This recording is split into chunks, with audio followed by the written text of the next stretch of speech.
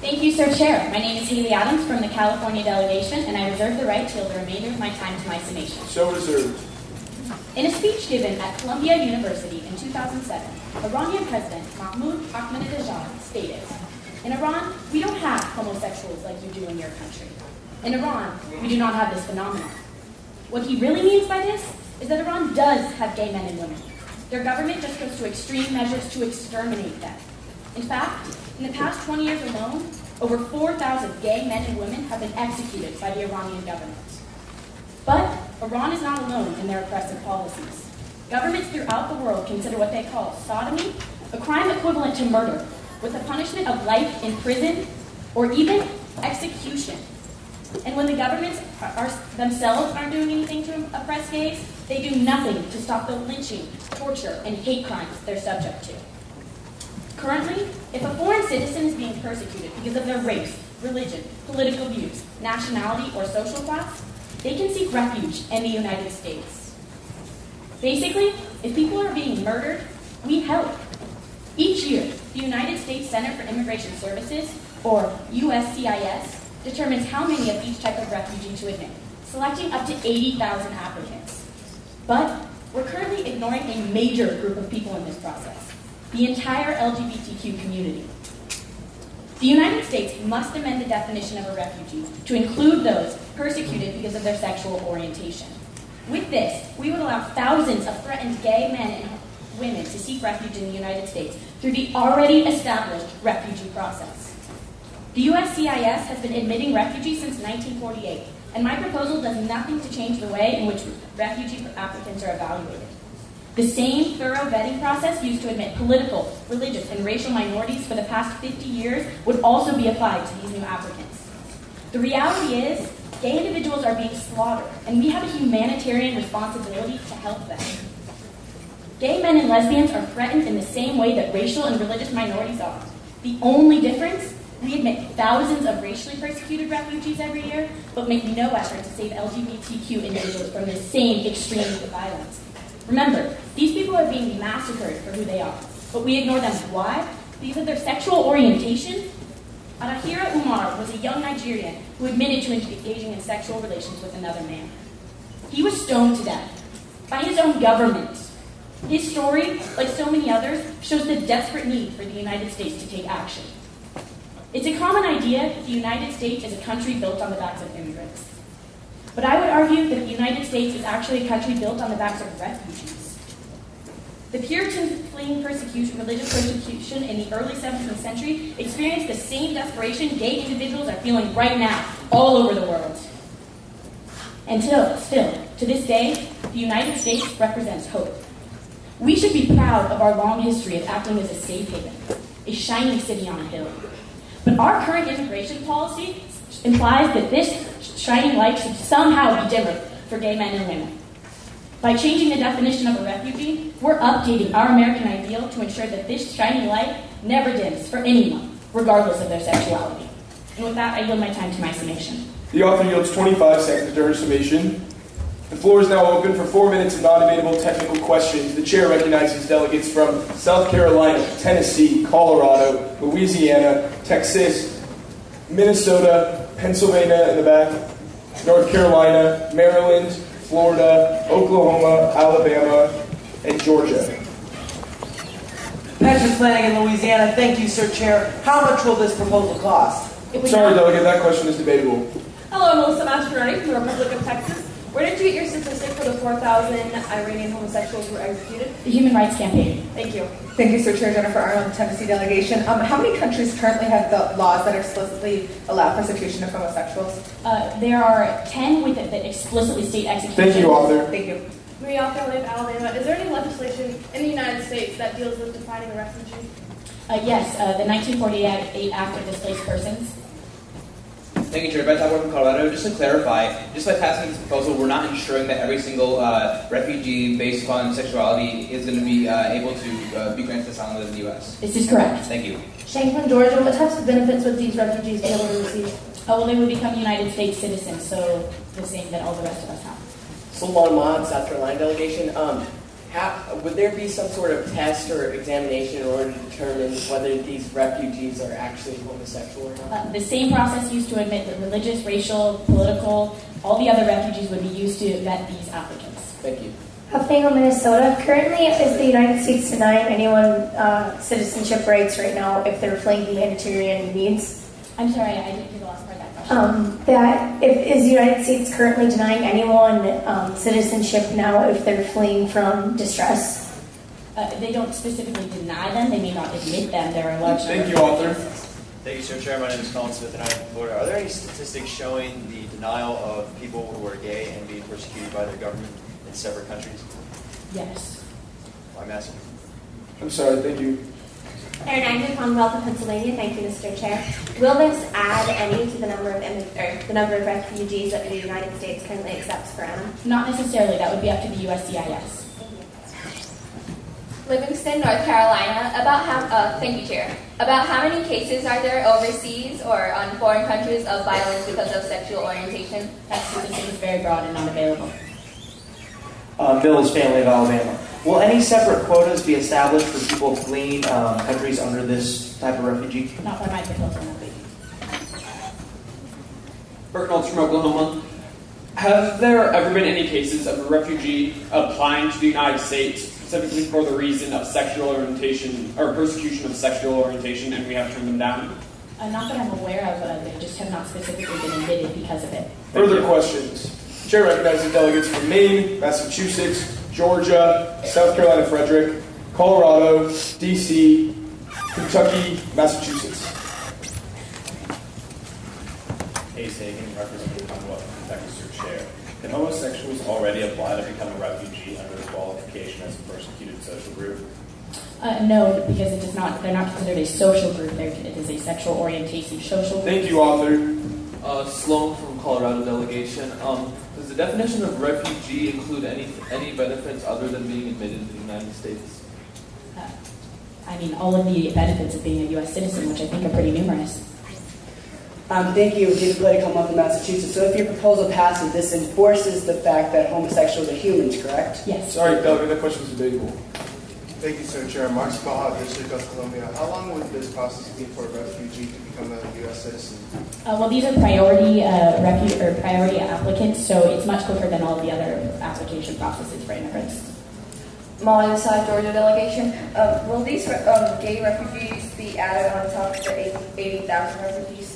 No, not necessarily. The USCIS will determine that on a year-by-year basis. Olivia Hussey from Maine. Are there any other countries around the world that accept refugees for this reason? Not that I'm aware of, no. I'm sorry, but the time for non-debatable technical questions has elapsed, and with that, the chair would like to recognize the predetermined con-intent speaker. Please approach the podium. The delegate from Alabama is recognized for a statement of 3 minutes.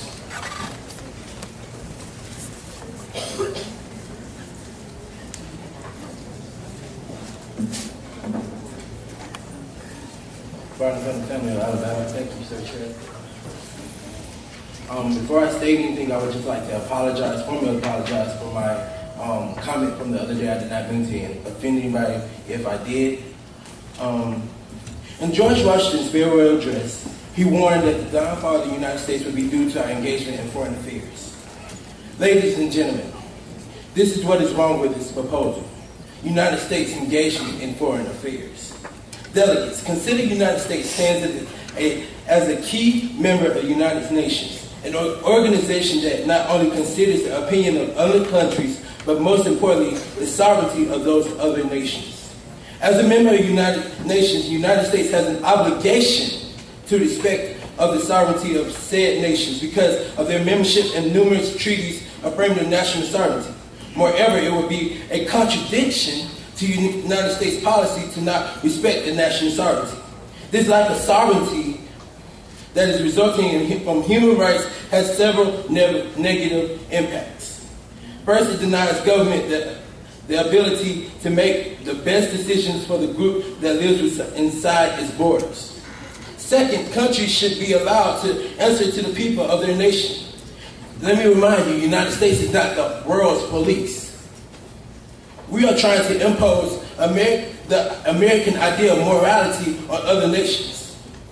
delegates. My next point is that there is no necessity to add sexual preference to the definition of refugee. Because under the current definition of refugee, one of the criteria is that the individual will become a refugee. One of the criteria is that if they are a member of the individual will become a refugee if they are a member of a social group. Therefore, I submit to you there is no need for the addition of a sexual preference because the LGBT community fits as a social group. My final point, delegates, is that it would be a reverse discrimination because the overwhelming number of refugees are not a part of the LGBT community in the first place. Thus, we would be ignoring the majority of refugees. With that, I would like to yield my time to the chair. Thank you. Thank you, Delegate. The chair would now like to recognize the pro-intent speaker for this proposal. Chair recognizes the delegate from North Carolina for a 2-minute speech. Thank you, Sir Chair. Hey y'all, McKean, North Carolina. I'd like to yield the remainder of my time to the office presentation. That is right. Actually, please don't begin yet. Will the undercurrent, especially on this flank of the room, please cease? Thank you. And please display your placard. Oh, thank you.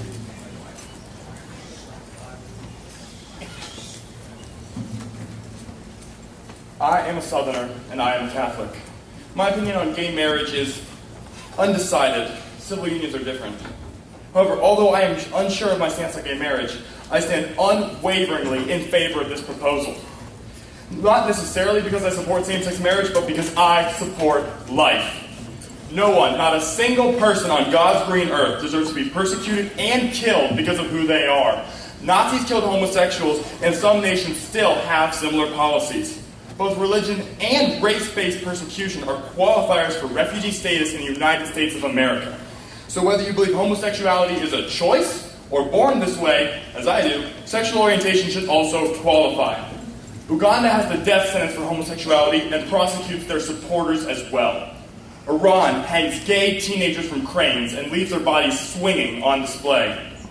The list goes on. Knowing the truly horrific conditions these men and women suffer through, it is undeniable that this is persecution. Sexual orientation-based refugees would have to go through the same process as any other refugee group. This proposal would simply allow them to go through this process. The people being attacked and killed because of the gender they like is no different than persecution for being Jewish, female, or black. They should be able to apply for and receive refugee status, just like any other abused group. You don't have to support gay marriage. All you have to believe is that murder or genocide is wrong. Pass this proposal to save lives. Thank you. I yield the very small remainder of my time to the author's closing summation. The delegate yields the small but mighty 3 seconds to the author's summation. With that, we move into regular conpro debate. For this first round of debate and the first round only, the chair will seek to recognize delegates who have not spoken in General Assembly or plenary sessions. The chair would like to recognize a con speaker who meets this requirement. Chair recognizes Delegate Cox.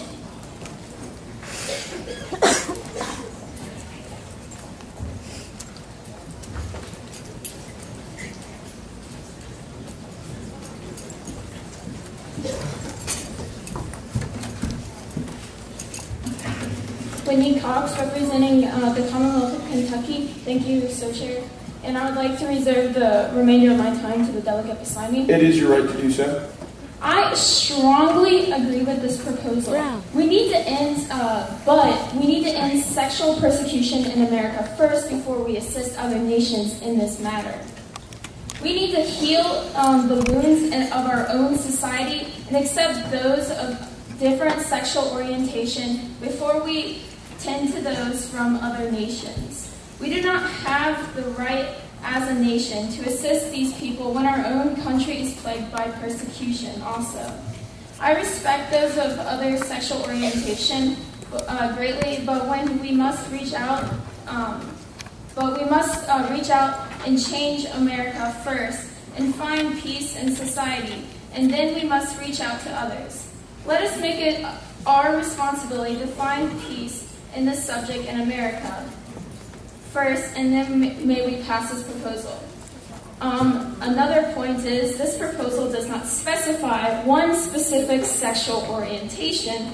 So, for example, this proposal could support pedophilia.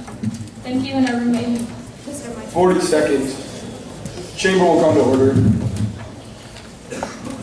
Delegate William Brown, Wisconsin delegation. I'd like to thank the chair and the author for yielding her time to me on this last proposal of the year.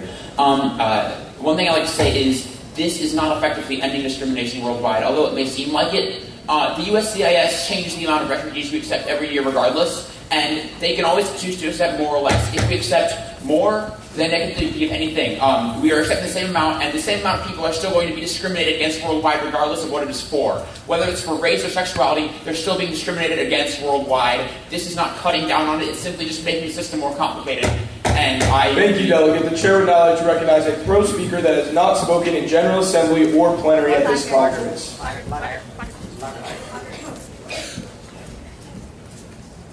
The chair recognizes Delegate Doan from South Carolina.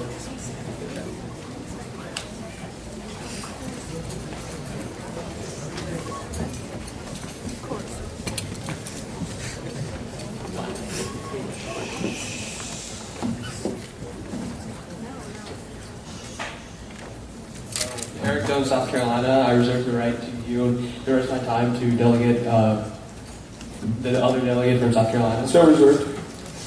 Thank you, Chair. So a previous delegate talked about persecution of gays in America. And yes, they don't have equal rights in America, but at least they aren't killed. And so when gays are being killed in other countries, the United States, the leader of the free world, the greatest country in the world, has an obligation to help those in need. And when people are being beaten and systemically murdered, the United States has a responsibility. This is not the American definition of morality, rather it's the human definition of morality. So if you believe in freedom, and if you believe in human rights, pass this proposal. I yield the rest of my time to the other delegate from South Carolina. Just over a minute. But Ms. Connecticut from South Carolina, I do thank the chair and I do thank Eric Doan.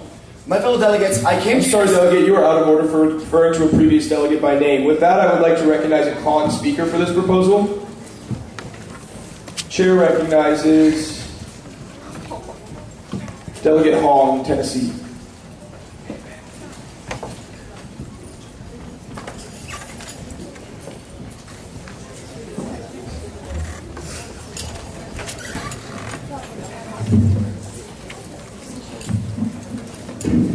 Charlene Hong, Tennessee. May I reserve my right to yield fellow time to fellow delegate Michael Lee from Tennessee? Thank you. Fellow delegates, I ask you to consider practicality over morality at this moment for just a second.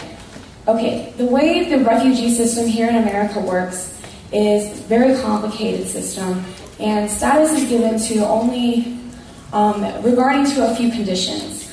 Group refugees are accepted, and they're given precedence, especially in wartime situations. However, at this current time, there is no official war on gays. There may be a social undercurrent war on gays, but there is no fully proclaimed war on gays. And also, to prove individual persecution then is extremely difficult. So therefore, I'm against this proposal because adding this clause would make it even more difficult for gay refugees to prove that they're being persecuted for their sexual orientation, especially when their country has passed no legislation that officially condones the killing of gays. Rather, there's a condition that allows gays to be given full refugee status here in America. It's called the Persecution for Social Group clause that already exists. And I'd like to tell you all that a British court a few years ago affirmed that gay refugees qualified under persecution for social group, allowing Britain to allow gay refugees. And I yield my time to my fellow delegate. 25 seconds. Thank you, previous delegate, and thank you, Sir Chair, Michael Lee, delegation of Tennessee. Now, we haven't interfered in the genocide in Rwanda. We haven't interfered in the genocide in the Cambodian killing fields. Why are we interfering in a humanitarian issue that is based on our own social ideology? We're exporting our political ideology, and now we're trying to export our social ideology to countries that do not respect us in the first place. We haven't ended world hunger. We haven't ended the use of child soldiers in Africa. We haven't ended Thank you, delegates. The chair will now recognize a pro speaker. Chair recognizes Delegate Safari.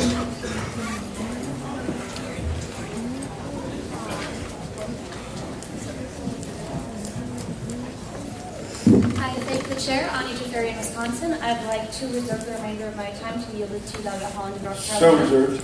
Thank you. In April of 1915, my Armenian ancestors were circled up, their clothes were removed, and they were doused in kerosene. At gunpoint, the Ottoman Turks forced the women to dance to the beat of their clapping children. As the children clapped, tears in their eyes, barrel of the gun at their necks, the soldiers lit a match with smiles on their faces. The Christian Armenians suffered innumerable atrocities due to their religious beliefs, and therefore, upon immigration to the United States, would be granted refugee status. Now, let's assume that these same individuals were stripped of their religious affiliations and backgrounds. Let's assume that these were lesbians, still denied dignity, and they still feared each breath, threatened by their government, who believed that they were undeserving of life due to their sexuality. It does not matter whether or not you agree with the concept of homosexuality. It does not matter whether or not you agree with the concept of Christianity. What does matter is that we can agree that when a group of people are unjustly attacked by their government, that the American population can say this is not okay, and we must legislate to reflect this. And we must adequately acknowledge this persecuted group of people as refugees. And with that, I yield the remainder of my time to my fellow delegates. 45 seconds. Thank you, Will Hall, North Carolina. This is my last proposal, guys, so sorry if I get emotional. I know that I was raised in a Southern family where homosexuality was condemned. Especially with my Pascona experience, I've realized that it's not a sin. It's a way that people are born, and it's something that they shouldn't be persecuted for. And I don't think anybody should be persecuted for something that they're born with. I think that right now there's current laws and precedents that are in place that allow for the persecution of homosexuals in foreign countries, and the United States should address this issue. And I think that as human rights, as humans, these people should have these rights. Thank you, and I yield my time. Thank you, Delegate. The Chair now seeks to recognize a con speaker.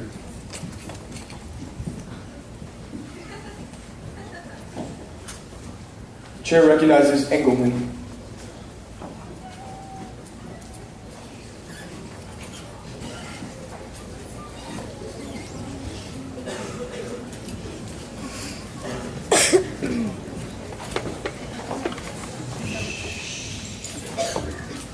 Aaron Engelman from New York. I reserve the right to yield the remainder of my time to Peterson from Texas. So reserved. Although I'm in favor of, I am against gay persecution, I must say that in this proposal, the broad definition of sexual preference allows far too much ambiguity. Under this definition, we could have pedophiles being persecuted in other countries, coming to our country to seek refuge, and that is not okay. And so I urge you to vote against this proposal, and I yield the rest of my time to Delegate Peterson. 1 minute, 15 seconds. Peterson, Republic of Texas. While I respect, as a Christian, I respect people who are homosexual, I respect them, and I love them as a Christian. Let's just go through the points here. September 11, 2001, 40,000 children died of malaria, another thousands, tens of thousands died of hunger. But all we remember is that 2,000 people died in the World Trade Center, which was one of the worst days in American history. My point is that simply because we become aware of a situation does not raise its national and international importance. It is important or nationally important because it was so before, and there are many other groups who are persecuted, not just homosexuality. I don't want to limit it just to that. Let's look at a few statistics. It's estimated that 1 in 10 people are homosexual throughout the world, and it's estimated that 80% of those countries throughout the world persecute. That doesn't mean that in every country there's 1 in 10 people homosexual. That's like saying, since it's estimated there's 3 in 10 people in the world are black, that doesn't mean in Uganda 3 in 10 people are black. We don't know which country they're in. We don't know. I don't want to limit it to just that. Why don't we put a box on there that allows you to apply for refugee status for anything and let them decide, and not just homosexuality, for any type of persecution. I hope that we don't single them out by simply just allowing homosexuals, but everybody who's seeking persecution. I yield my time. Thank you, Delegate. The Chair now seeks to recognize a pro speaker. Chair seeks to recognize a delegate who has not yet spoken in this plenary session. Chair recognizes the delegate from the Model United Nations, Edmondson.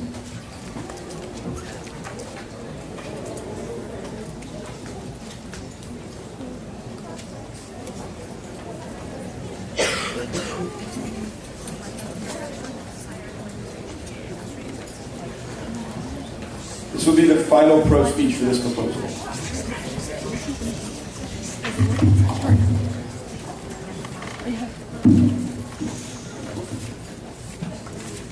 Nolan Levinson, United Nations. Thank you, Sir Chair. I reserve my right to yield time to my fellow delegate Schwartz from New Jersey. So reserved. And also, is it in time, or is that reservation to extend debate in time?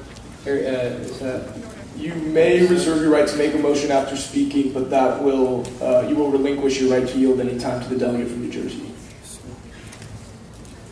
So I think I'll make that right after speaking. Can you specify which reservation? To extend debate. Okay, 40 seconds have elapsed. Please continue. Nolan and CA Nations, thank you, Sir Chair. Thank you, Sir Chair. The basic, so when this proposal first came to committee, I originally thought that it didn't have that much importance nationally. However, after hearing so many compelling arguments, after hearing fellow delegates talk about her family and the Armenian genocide, it made me think. A light bulb came on. We're a nation that has prided ourselves on the fact that we are the advocate for peace, the advocate for liberty, the advocate for justice. It says even in the Declaration of Independence that everyone endowed by their Creator has the right to life, liberty, and the pursuit of happiness. And it's unfathomable to me that you wonderful people would not pass such an important proposal. I'm getting signs from people, I'm not exactly sure what, but I urge you all to pass this proposal, not simply because of, so can I make that motion now, actually? Sure. Sorry, because people are giving me weird stares. Delegates, I would ask that you don't pressure the speaker into doing anything. They are allowed to use their time however they want. Please do not continue to exercise that kind of stare.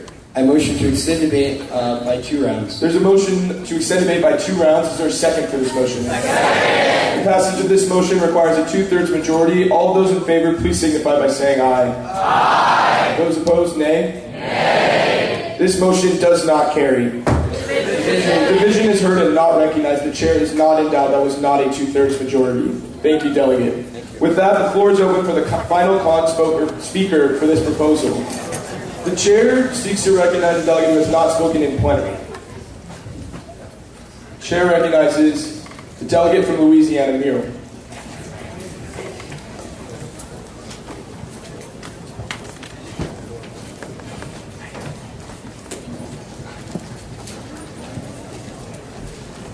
The undercurrent will cease. Jack Morrell, Louisiana delegation. I reserve the right to yield any remainder time to my fellow delegate from Louisiana. So reserved. Now, I'd like to refute a fact from another speaker that we shouldn't get involved in genocide in Uganda. Well, what happened there? Millions of people died. Now, while I do agree that we should help the gay community and people that are being persecuted, I have to think of the idea that maybe America might not be the best place.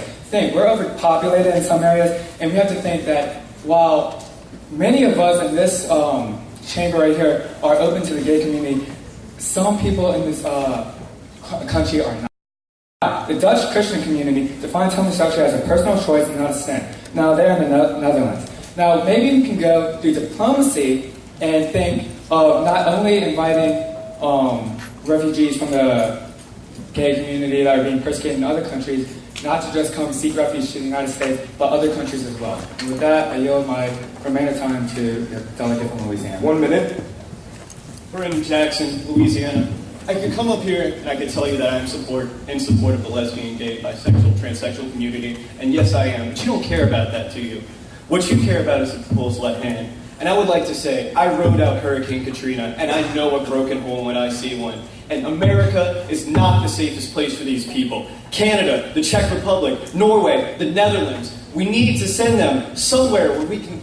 I do not want somebody to come into this country and have to see the broken look in their face when they were persecuted in another part of the world, and they come here, and they cry, and they get tortured and murdered just as they were in their other country. Could you live with yourself if that happened? Could you live with yourself? I'd like to quote Incubus. Do not let the world bring you down. Not everyone here is that messed up and cold. Remember why you came, and while you're alive, experience the warmth before you die. And with that, I yield my time to the chair. Thank you, Delegate. At this time, it is in order for the author's summation. The author is recognized for 2 minutes and 28 seconds of closing statement. Thank you, Sir Chair, and I thank you all for your really passionate debate. I found that incredibly inspiring. The first argument that seems to be brought up quite often is that this proposal is somehow not feasible. But right off the bat, I need to reiterate the fact that my proposal does nothing whatsoever to change the already established refugee process and the way in which refugees are admitted. If you look around this room, you would not be able to differentiate a Christian from a Muslim from a Jew. And yet, the USCIS is able to determine which religious minorities are being persecuted abroad in the same way that they would be able to determine if someone is actually homosexual or not. This is a thorough vetting process, and for that, I don't find that a valid argument. Delegate, I ask that you please speak more into the microphone. I apologize.